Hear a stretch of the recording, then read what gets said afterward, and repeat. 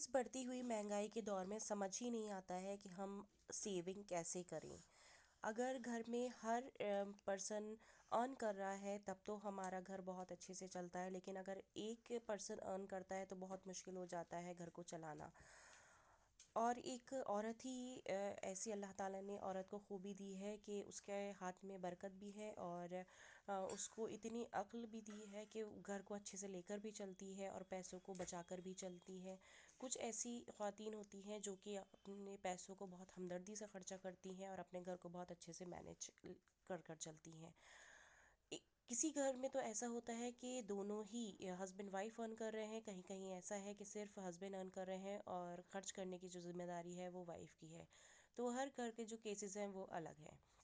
तो अस्सलाम वालेकुम everyone, welcome back to my channel Rakshu vlogs.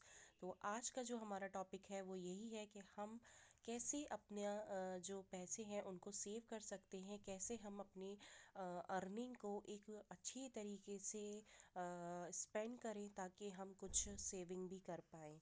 बढ़ती हुई महंगाई में बहुत मुश्किल हो गया है सेविंग करना। हर चीज़ महंगी है, चाहे वो ग्रॉसरी हो, चाहे वो बच्चों की पढ़ाई हो, चाहे रेंट्स हो, हर चीज़ पर पैसे बढ़े हुए हैं। तो आज मैं आपको 5 ऐसे टिप्स बताऊंगी जिससे कि आप इजीली अपने बजट को मैनेज कर पाएंगे।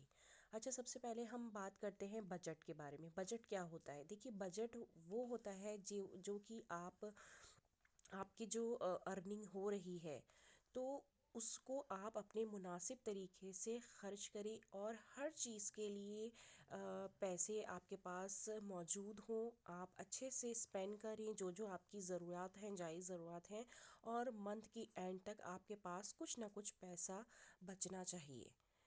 अच्छा, हमारे इस्लाम में भी यही है कि हमें ना फ़ुज़ूल ख़र्ची बिल्कुल नहीं करनी चाहिए। हमें ये जो फ़ुज़ूल ख़र्ची है ना, ये शैतान का काम है। तो हमें हर किसी भी चीज़ की फ़ुज़ूल ख़र्ची से हमें अपने आप को बचाना चाहिए।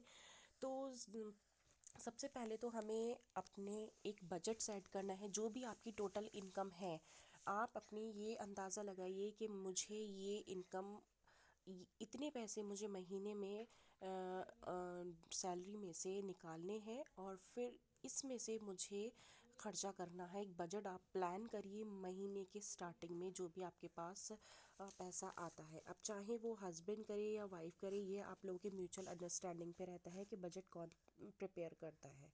अच्छा, फर्स्ट पॉइंट है इम्पॉर्टेंस ऑफ बजट। जब आप बजट बनाते हैं ना, तो इससे ये पता चल जाता है कि आपका जो महीने का जो खर्च है वो कितना है। तो आप अपनी जो इनकम है उसमें से आप अपना बजट प्लान करिए। देखिए, बजट प्लानिंग जो है वो बहुत इम्पॉर्टेंट है और उसी से ही जो हमारी जो अर्निंग है, तो जो हमारा पैसा है उसी पे डिपेंड करता है कि हम उसमें से कितना हम सेव कर पाते हैं। अगर आप अपना बजट नहीं प्लान करेंगे तो आप कुछ भी सेव नहीं कर पाएंगे। जितनी भी आपकी अर्निंग होगी वो सभी खर्च हो जाएगी। तो बजट की जो प्लानिंग है वो बहुत बहुत ज़्यादा ज़रूरी है। और चाहे आपकी अर्निंग कम है या आपकी अर्निंग ज़्यादा है, दोनों में ही आपको बजट का प्लानिंग अपने अकॉर्डिंग करना है। Number 2 point, create a monthly budget plan. अब यहाँ मैं आपको बता दूँ, मैं बात कर रही हूँ कि आप अपने इनकम के अकॉर्डिंग अपना बजट प्लान कर सकते हैं। अब चाहे वो आप वीकली बजट प्लान करें, चाहे आप 15 डेज़ का बजट प्लान करें, या चाहे आप 30 डेज़ का बजट प्लान करें। बजट प्लान करने में क्या क्या चीज़ें आती हैं? बजट प्लान करने में आपके आती हैं जैसे जो बड़े बड़े खर्चे हैं, पहले आप वो नोट डाउन कर लीजिए कि जैसे कि आपको लाइट का बिल पे करना है, ये बड़े खर्चों में आता है। जैसे कि आपको ग्रॉसरी परचेज़ करनी है, ये भी एक बड़ा खर्चा है, जैसे ग्रॉसरी होती है। या फिर आपको रेंट देना है, या फिर दूध वाले का जो पैसा होता है वो देना है। तो सबसे पहले आपका जो अर्निंग होती है, आप उसमें से आप ये सारी बड़ी बड़ी जितनी भी चीज़ें हैं वो आप निकाल सकते हैं। तो उससे क्या रहेगा, बड़ा इजी हो जाएगा आपके लिए।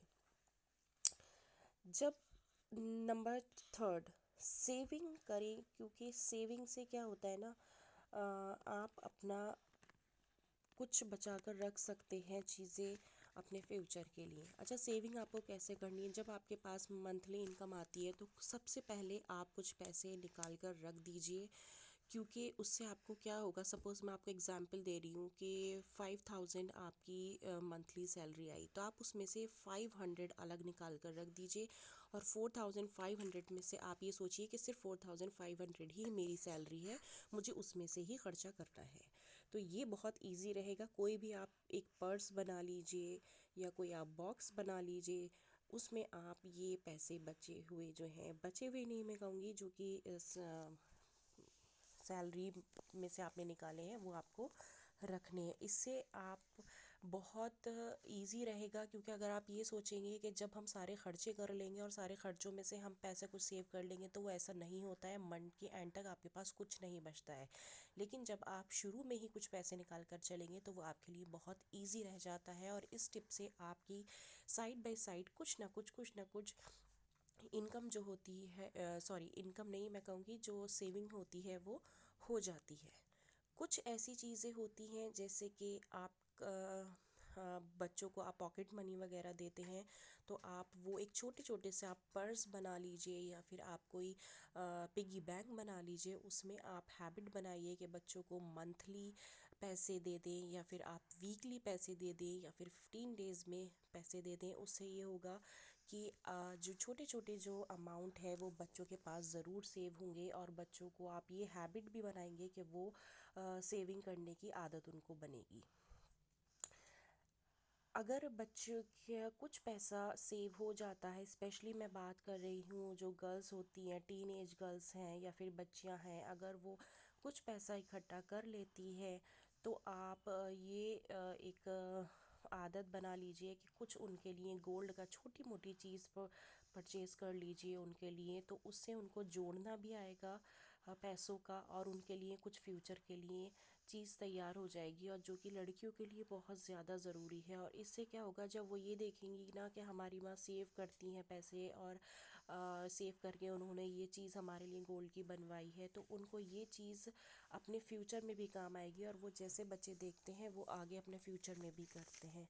अच्छा, यहाँ लहसुन मैंने काफ़ी सारा ले लिया है, क्योंकि ना अब रमज़ान शरीफ आ रहे हैं, तो लहसुन, अदरक और जितने भी फ्रूट्स वगैरह ये बहुत महंगे हो जाएंगे। तो मैंने ये करीबन 1 kg लहसुन लिया है, और मैंने इस इरादे से ले लिया कि इसमें से आधा जो है मैं लहसुन अदरक का पेस्ट बना कर रख दूँगी, जो मेरा तकरीबन 15 दिन चल जाता है। जो बाकी लहसुन बचेगा वो मैं फ़्रिज में रख देती हूँ। जी हाँ, मैं फ़्रिज में रख देती हूँ पॉली में करके, तो फ्रिज में लहसुन ख़राब नहीं होता है। तो रमज़ान के आने तक इंशाल्लाह मेरा ये जो आधा लहसुन है फिनिश हो जाएगा पेस्ट, और आधा जो लहसुन बचेगा वो मैं रमज़ान में यूज़ कर लूँगी। तो इस तरीके से आप छोटी छोटी टिप्स फॉलो करके आप अपने जो पैसे हैं उनको सेव कर सकते हैं। और थोड़ा सा बस थोड़ा सा ये माइंड का गेम है, आपको माइंड थोड़ा लगाना पड़ेगा, उससे आप इजीली अपने पैसों को सेव कर सकते हैं। फोर्थ पॉइंट है, आप जब भी मार्केट जाएं, तो आप ये ज़रूर माइंड में सेट करें कि आपको कॉस्ट कटिंग टिप्स जो होती है वो आपको माइंड में रखना है। अब कॉस्ट कटिंग टिप्स में ये आता है कि जैसे कि आप बल्क बाइंग कर सकते हैं, बहुत सारा सामान, मींस कि जैसे कि आप होल सेल की शॉप से कुछ सामान ले सकते हैं। या फिर सपोज़ जैसे कि आपने 1 kg आपने कभी दाल परचेज़ कर ली इस महीने में, और आपका खर्चा ½ kg का है, तो जो वो आपकी ½ kg है वो आपकी नेक्स्ट मंथ यूज़ में आ जाएगी। तो आपका दालों का खर्चा अगले मंथ बच जाएगा, तो आप कुछ बड़ा सामान उससे ख़रीद सकती हैं। तो मैं यही करती हूँ। सपोज जैसे चावल का जो कट्टा होता है तो वो महंगा आता है, ऑयल जो होता है सरसों का ऑयल है वो भी महंगा आता है। तो मैं ये करती हूँ कि जिस महीने मुझे सरसों का तेल, चावल और ये बड़े बड़े आइटम्स ख़रीदने होते हैं, मैं उस मंथ क्या करती हूँ कि जितने भी मसाले, दालें ये होती हैं उस टाइम उस महीने बहुत मेरा कम होता है, क्योंकि मैं उससे प्रीवियस मंथ ले चुकी होती हूँ। तो इन टिप्स को आप फॉलो कर सकती हैं, और इससे क्या होगी, आपकी जो है कॉस्ट कटिंग इसे ही बोलते हैं, और आप अच्छे से कॉस्ट कटिंग कर सकते हैं, और अपने जो सेविंग है, सेविंग इस तरीके से आपकी हो सकती है। अदरवाइज़ अगर आप हर महीने हर चीज़ परचेज़ करेंगी तो वो आपकी यूज़ में भी नहीं आएगी, और आपको जो है सेविंग करना भी नहीं आएगा। नेक्स्ट पॉइंट है, आप जहाँ पर भी आप बैठते हैं घर में, सपोज़ आप जिस रूम में बैठते हैं, आप ये ध्यान रखिए कि कहीं ना कहीं आप एनर्जी वेस्ट तो नहीं कर रहे हैं। कहीं का अगर आप लाइट या फैन चलता हुआ है और वहाँ आप का बैठना नहीं है और वेस्ट हो रहा है, तो आप ये ज़रूर ध्यान रखें कि फजूल की कोई किसी रूम में लाइट ना जलती हो। इस तरीके से आप जो है लाइट का बिल भी सेव कर सकते हैं। ठंड में सर्दियों में ज़्यादा क्या होता है कि रात में ना मैं फ्रिज बंद कर देती हूँ, क्योंकि फ्रिज ठंडा इतना होता है और ठंड में चीज़ें ख़राब भी नहीं होती। इससे क्या होता है ना कि एनर्जी सेविंग होती है। और अगर जैसे मेरे बच्चे स्कूल चले जाते हैं तो मैं एसी जो है वो बंद कर देती हूँ, और जब बच्चे स्कूल से आते हैं मैं तभी चलाती हूँ, वो भी सिर्फ 2-3 घंटे। और 4 बजे के वक्त मैं फिर से एसी बंद कर देती हूँ। और फिर शाम शाम में हमारा फ़ैन चलता है, फिर रात में जब हम सोते हैं मैं तब चलाती। इससे ये होता है कि हमारा जो है जो इलेक्ट्रिसिटी बिल है उस पे काफ़ी हमारा इम्प्रूवमेंट हुआ है। पहले काफ़ी इलेक्ट्रिसिटी बिल आता था, लेकिन जब से मैंने ये ट्रिक छोटी छोटी ट्रिक्स फॉलो की हैं तो बहुत इजी हो गया है मेरे लिए। और अक्सर क्या होता है कि हम ना जब एसी में बैठते हैं तो हमें आदत ऐसी हो जाती है कि नहीं, एसी नहीं बंद करना है। तो हमें किसी भी चीज़ की ना अपने आप को आदी नहीं बनाना है। अक्सर हम जब किचन में जाते हैं काम करने, तो रूम के जो लाइट्स हैं और फ़ैन है वो चलते हुए छोड़ जाते हैं, जो कि बहुत बहुत ज़्यादा गलत है। आप ध्यान रखिए, बहुत छोटी छोटी जो पॉइंट्स हैं ना उनको आपको बस ध्यान रखने हैं। और उसके बाद आप क्या करेंगे ना कि आपको खुद महसूस होगा कि हाँ, आप इन चीज़ों का ध्यान रखते हुए आपने काफ़ी अपनी जो है सेविंग की है। तो जब भी आप किचन में काम करने जाएं तो आप फ़ैन ऑफ कर दीजिए, लाइट ऑफ कर दीजिए। अननेसेसरी कहीं की भी अगर इलेक्ट्रिसिटी या लाइट जल रही है तो आप इसको बिल को आप कम कर सकते हैं। ऐसी चीज़ें यूज़ करिए जो कि एनर्जी एफिशिएंट है। जो कि डिवाइसेस आप ले रहे हैं, अगर आप वॉशिंग मशीन ले रहे हैं या फिर आप फ्रिज ले रहे हैं, तो आप ये देखिए कि वो एनर्जी सेविंग डिवाइसेस हैं। और इससे क्या होता है ना कि आप काफ़ी अपना हद तक अपने बजट को बहुत अच्छे से प्लान कर सकते हैं। और आप लोग अपनी सेविंग कर सकते हैं आने वाले फ्यूचर के लिए अपने।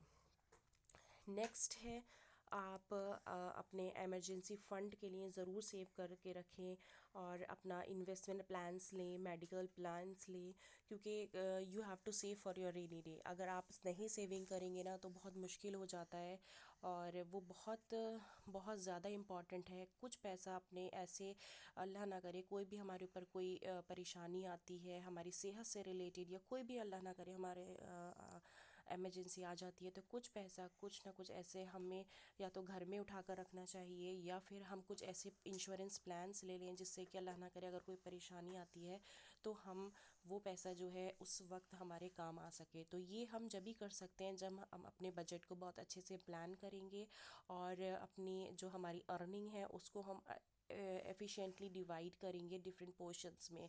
क्योंकि देखिए हाथ में जब पैसा आता है ना तो पैसे के ना पैर होते हैं।